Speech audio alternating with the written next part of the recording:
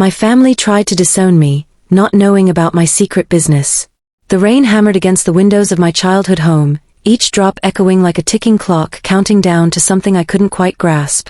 Sitting at the dining room table, I could feel their eyes boring into me, my mother's sharp gaze, my father's disappointed stare, and my brother's barely concealed contempt. The air was thick with unspoken accusations and unsaid words that hung between us like a storm cloud ready to burst. "You're wasting your life," my father finally broke the silence, his voice cutting through the tension like a knife. "All these years we've supported you, given you everything, and this is how you repay us? By chasing some silly dream while real opportunities pass you by."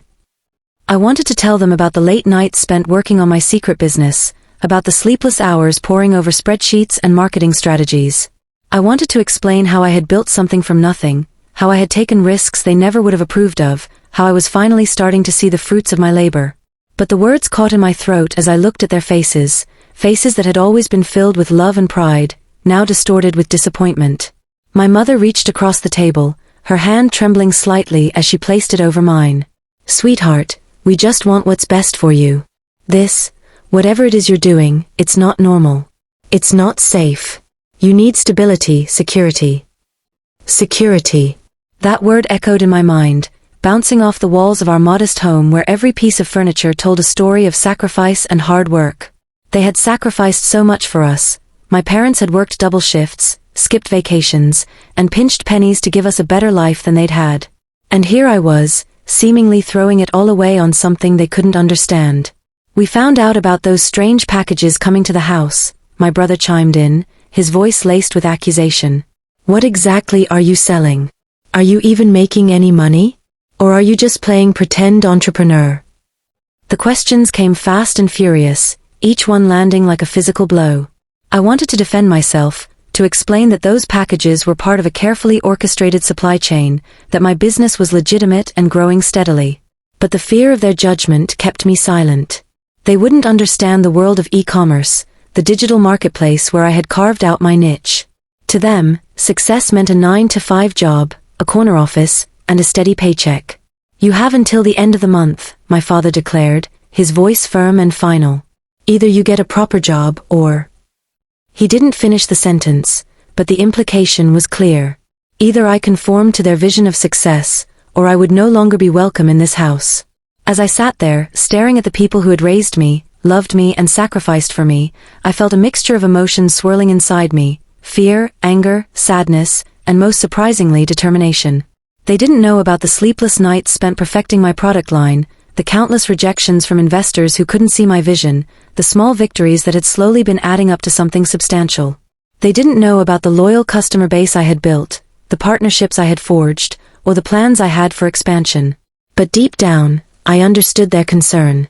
In their eyes, I was their daughter who had strayed from the path they had carefully laid out for me. They saw only the risk, not the reward. They saw only the present struggle, not the future potential. And perhaps if our roles were reversed, I might have reacted the same way. Yet as I listened to their voices rise and fall in waves of disappointment and concern, something inside me shifted. Their lack of faith in my abilities, their inability to see beyond traditional measures of success, only strengthened my resolve. I had built something from nothing, created something valuable, and found fulfillment in my work. These were things they couldn't take away from me, no matter what ultimatum they presented. The rain continued to pour outside, matching the torrent of emotions raging within me. As the family meeting drew to a close, each member retreating to their respective corners of the house, I remained seated at the table, staring at the empty chair across from me. In that moment, I realized that my journey wasn't just about proving something to them, it was about proving something to myself. And as daunting as the road ahead seemed, I knew I couldn't turn back now. In the weeks that followed, I maintained my careful balancing act between two worlds. During the day, I attended family gatherings and local events as if nothing had changed, smiling through gritted teeth while enduring subtle jabs about my hobby and constant suggestions for real jobs. But when night fell, I transformed into a different person entirely, the CEO of a thriving online business that was slowly gaining recognition in niche markets across the country. My bedroom had become command central, its walls covered with whiteboards tracking sales figures, marketing campaigns, and upcoming product launches. The desk that once held school textbooks and notebooks now groaned under the weight of shipping labels, inventory lists, and partnership agreements.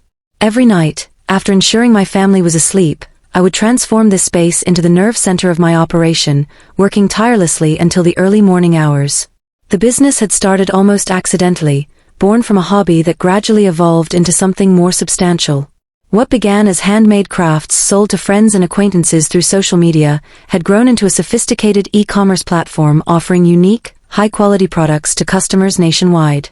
Each successful sale, each positive review, each new partnership added another layer to the foundation I was building. But maintaining this dual existence came at a cost. The exhaustion was relentless, dark circles permanently etched beneath my eyes, coffee becoming my constant companion throughout the day. I had mastered the art of strategic napping during family outings, pretending to be engrossed in conversation while mentally drafting marketing emails. Even simple tasks like grocery shopping became opportunities to brainstorm new product ideas or calculate profit margins. The fear of discovery loomed large over everything I did. Every delivery had to be meticulously planned, packages redirected to post office boxes, deliveries scheduled for times when I knew no one would be home. I developed elaborate stories to explain the occasional business call that slipped through during family time, crafting fictional freelance writing projects or graphic design work to mask my true activities. Despite these challenges, the business continued to grow. I had built a team of remote workers who believed in my vision, many of whom had no idea they were working for someone living such a divided life. Through encrypted messaging apps and secure video conferences, we coordinated product launches and marketing campaigns that consistently exceeded expectations. The numbers told a story my family refused to see: month-over-month growth, expanding customer demographics, and increasingly sophisticated operations. Yet with each success came increased pressure. The more my business thrived, the harder it became to maintain the facade. Orders were increasing in volume, requiring more storage space. Phone calls and meetings demanded more of my attention during traditional working hours. The financial success I was experiencing made it increasingly difficult to explain my apparent lack of conventional employment income. The emotional toll was perhaps the heaviest burden of all. Watching my family discuss their concerns about my future at dinner, oblivious to the fact that I was already building one right under their noses, was a daily exercise in restraint. I longed to share my achievements with them, to watch their faces light up with pride instead of disappointment. But the memory of that fateful family meeting kept me silent, the threat of disownment still hanging over my head like Damocles' sword. As spring turned to summer, the tension in the household grew palpable. My parents had begun dropping increasingly pointed hints about job openings they had heard about, while my brother took to checking my browser history when I left my laptop unattended. Each close call, each narrowly avoided discovery, added another layer of stress to an already overwhelming situation. Through it all, I found solace in the knowledge that I was creating something meaningful. Customer testimonials poured in, sharing stories of how my products had improved their lives or solved problems they thought were unsolvable. These messages became my lifeline, reminding me why I had started this journey in the first place. They fueled my determination to prove not just to my family, but to myself, that I could build something lasting and valuable. The turning point came unexpectedly during what should have been a routine family weekend. My parents had organized a neighborhood barbecue, inviting all the families from our close-knit community. As usual, I played the part of the dutiful daughter, circulating among the guests with practiced ease while secretly monitoring my phone for urgent business notifications. The afternoon sun beat down mercilessly, and the smell of grilled food mixed with the sound of children's laughter created a scene straight out of a Norman Rockwell painting. Then I saw her, Mrs. Thompson, a prominent local businesswoman whose boutique store had recently started carrying several of my products. She had been one of my earliest wholesale clients, though naturally, I had never disclosed this to my family. Our professional relationship had blossomed into a genuine friendship, largely conducted through phone calls and encrypted messages. Seeing her standing there, sipping lemonade and chatting with my mother, sent a wave of panic coursing through my veins. "Isn't this nice?" my mother said, approaching me with Mrs. Thompson in tow. "You remember Mrs. Thompson, don't you? She owns that lovely boutique downtown." "Of course," I replied, forcing a smile while my mind raced through possible scenarios. "We've actually spoken a few times about your wonderful products," Mrs. Thompson finished smoothly, her eyes twinkling with mischief. "Your family must be so proud of your entrepreneurial spirit. Running a successful online business while maintaining such quality control is quite impressive." The world seemed to stop spinning. I could feel the blood draining from my face as every eye at the gathering turned toward me. My mother's glass of lemonade slipped from her hand, shattering on the patio stones. My father's barbecue tongs clanged against the grill as he froze mid-flip. Even the children's laughter seemed to fade into the background. What is she talking about? My mother stammered, looking between Mrs. Thompson and me with growing horror. The dam had broken. There was no point in denying it anymore. I've been running an e-commerce business for the past 3 years, I admitted, my voice steady despite the chaos erupting around me. It started as a small side project, but it's grown significantly. We now supply products to several boutiques in the area, including Mrs. Thompson's store. My brother snorted derisively. This isn't some hobby shop we're talking about here. You're saying you've been running a serious business without telling us. I didn't think you'd understand, I shot back, feeling years of pent-up frustration bubbling to the surface. Every time I tried to explain, you dismissed it as a phase or a waste of time. So I kept it separate. I built it quietly, proving to myself that I could succeed without anyone's approval. Mrs. Thompson stepped forward, her business acumen evident in her composed demeanor. If I may interject, your daughter has shown remarkable business acumen. Her products fill a unique niche in the market, and her growth trajectory is impressive. In fact, I was going to propose expanding our partnership next quarter. The revelation hit like a tsunami, washing away years of carefully constructed perceptions. Neighbors who had known me since childhood began whispering among themselves, some with newfound respect, others with obvious skepticism. My parents stood rooted to the spot, their expressions a complex tapestry of shock, betrayal, and something else, something that looked disturbingly like pride struggling to break through layers of disbelief. You've been lying to us, my father finally managed, his voice shaking with emotion. All these years we thought you were drifting aimlessly, and you were actually building something, I finished for him, my voice cracking under the weight of conflicting emotions. Something real. Something that matters. Something that's helping people and creating jobs and making a difference. The barbecue dissolved into chaos as neighbors dispersed, sensing the family drama unfolding before them. Mrs. Thompson tactfully excused herself, leaving behind a whirlwind of revelations.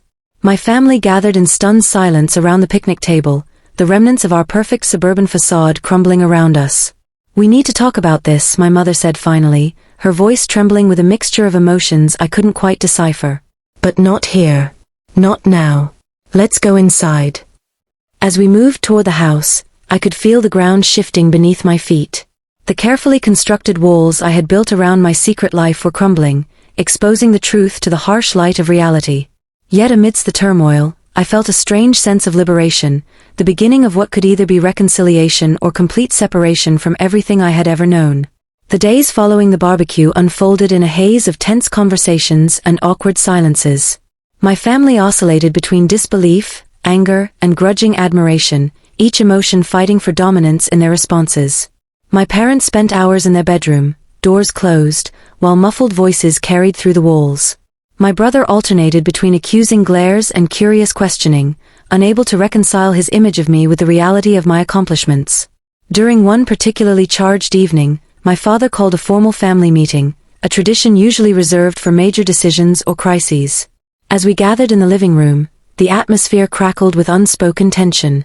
The familiar scent of my mother's lavender candles did little to soothe the mounting anxiety. You've put us in an impossible position, my father began, his voice heavy with emotion. All these years we've been trying to guide you toward what we thought was best, and meanwhile you were building a 7-figure business, I interrupted, surprising myself with the revelation. The words hung in the air like a challenge, daring them to dismiss my achievements once more. Last year alone, we generated over $1.2 million in revenue, employed 15 people full-time, and contributed significantly to local charities. My mother gasped audibly, her hand flying to her mouth. That's more than your father makes in a year, she whispered, her voice filled with both awe and confusion. And yet, you never shared this with us, my father continued, his voice rising. Not a single hint. Do you have any idea how that feels? To think your child is failing, when in reality, I was succeeding beyond anything I ever imagined, I finished for him, my own emotions threatening to overwhelm me. But can you blame me for keeping it secret? Remember what happened last time I tried to share my dreams with you?" The room fell silent as memories of past confrontations resurfaced. Times when I had tentatively mentioned business ideas, only to be met with dismissive comments about real jobs and stable careers. Moments when my excitement about emerging markets and digital opportunities had been met with patronizing smiles and suggestions to focus on more practical pursuits. "My business isn't just about the money," I continued, my voice steadying as I found courage in my convictions.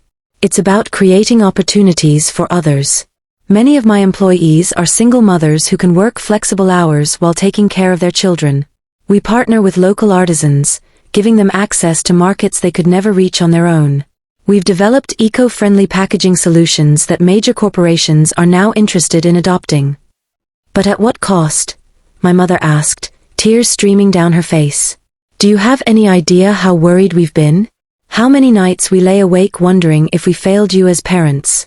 And all this time, I was proving to myself that I could succeed on my own terms," I interrupted gently, reaching across the coffee table to take her hand. "I needed to know that I could build something valuable without anyone's approval or support. Does that make sense?" My brother, who had been unusually quiet throughout the exchange, suddenly spoke up. "Actually, it does. Remember how I pursued my music career, even when everyone said it was a waste of time? I get it now, the need to prove yourself, to follow your passion even when others don't understand." The admission seemed to break something open in the room. My parents exchanged a glance filled with years of memories, of sleepless nights worrying about my future, of arguments about the best way to guide me, of hopes and dreams they had projected onto me. Slowly, my father nodded, acknowledging the parallel between my journey and theirs. "We never meant to hold you back," my mother said softly, her voice breaking. "We just wanted to protect you from failure, from disappointment. But maybe we were wrong about what that looks like." The conversation continued late into the night, peeling back layers of misunderstanding and miscommunication. I learned about their fears, not just for my financial stability, but for my happiness and well-being.